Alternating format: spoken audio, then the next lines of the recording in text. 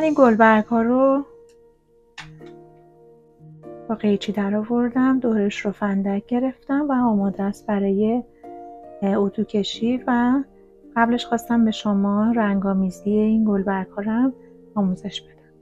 خب این گلبرگ رو ما باید خیس بکنیم. من داخل آب میبرم که سریعتر مرطوب بشه. شما میتونید با قلمون خیس بکنید. حالا برای اینکه رنگ سبز ما داشته باشیم، یه مقداری رنگ زرد، یه مقداری رنگ مشکی،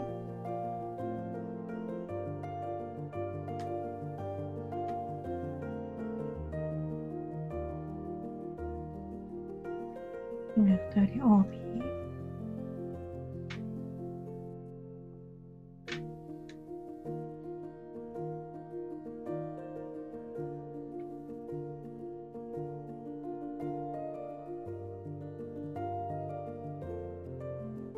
مقدار رقیقش میکنیم.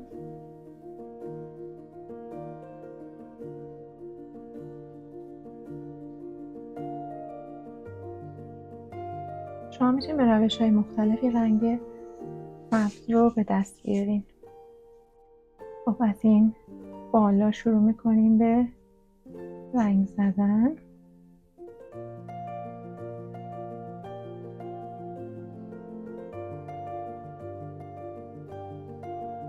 هر جا احساس کردین که رنگ حرکت نمیکنه، یه مقداری آب بهش اضافه کنیم.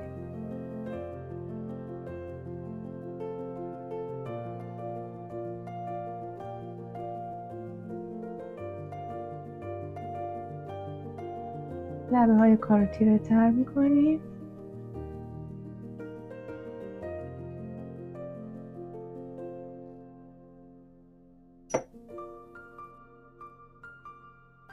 و هرچی به سمت پای میاد سعی کنیم که کم رنگ تر بشه. مثلا این سلیقه‌ای، هر جوری که شما سلیقتون هست میتونین رنگ آمیزی کنید. یه مقداری رنگ زرد برای این قسمت های پایینش میزنیم.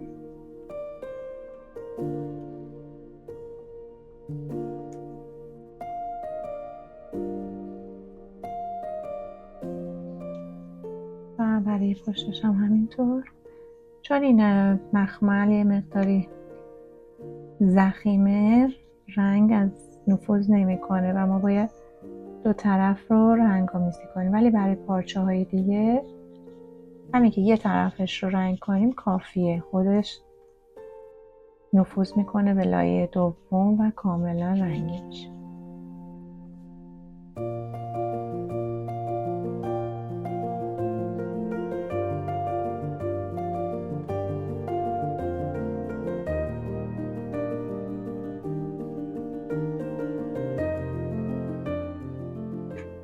این گل ها چون فانتزی هستن، شما هر رنگی میتونید بهشون بزنید. به این شکل